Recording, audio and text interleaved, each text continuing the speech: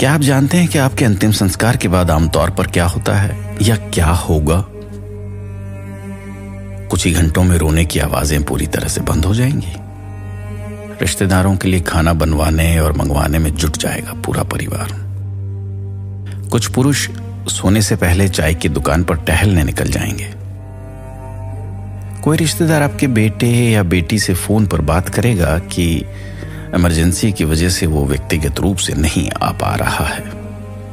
और तो और इधर आपका मृत शरीर चिता पर जल रहा होगा, उधर अंतिम विदाई देने आए लोगों में से कोई फोन पर किसी से बतिया रहा होगा, कोई व्हाट्सएप फेसबुक पर व्यस्त होगा, तो दूर झुंड बनाकर बैठे कुछ लोग घर, परिवार, व्यवसाय, खेल, इस तरह के विषयों पर चर्चा कर रहे होंगे। अगले दिन रात के खाने के बाद कुछ रिश्तेदार कम हो जाएंगे। कुछ लोग सब्जी में नमक कम था ऐसी शिकायत करते होंगे। भीड़ धीरे धीरे छंटने लगेगी। आने वाले दिनों में कुछ कॉल आपके फोन पर बिना ये जाने आ सकते हैं कि आप मर चुके हैं। आपका कार्यालय, आपकी दुकान आपकी जगह लेने के लिए किसी और को ढूंढने में जल्दबाजी करेगा। एक हफ्ते बाद आपकी मौत की खबर सुनकर आपकी पिछली पोस्ट क्या थी ये जानने के लिए कुछ फेसबुक मित्र उत्सुकता से खोज कर सकते हैं। 10 दिन बाद आपका बेटा बेटी अपने अपने काम पर लौट जाएंगे। महीने के अंत तक आपका जीवन साथी कोई कॉमेडी शो देखकर हंसने लगेगा। सब जीवन सामान्य हो जाएगा।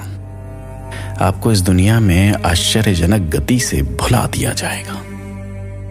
इस बीच आपकी प्रथम वर्ष पुण्यतिथि भव्य तरीके से मनाई जाएगी। पलक झपकते ही साल बीत गए और आपके बारे में बात करने वाला कोई नहीं है। एक दिन बस पुरानी तस्वीरों को देखकर आपका बेहद करीबी आपको याद कर सकता है। लोग आपको आसानी से भूलने का इंतजार कर रहे हैं। फिर आप किसके लिए दौड़ रहे हैं और आप किसके लिए चिंतित हैं? क्या आप अपने घर, परिवार, रिश्तेदार को संतुष्ट करने के लिए जीवन जी रहे हैं? जिंदगी एक ही बार होती है जनाब, इसे जी भर के जी लीजिए और जितना हो सके इसके परम उद्देश्य के जितना निकट पहुंच सकते हैं पहुंचने की कोशिश कीजिए, यत्न कीजिए, प्रयास कीजिए। यही जीवन है, बस इतना ही जीवन है।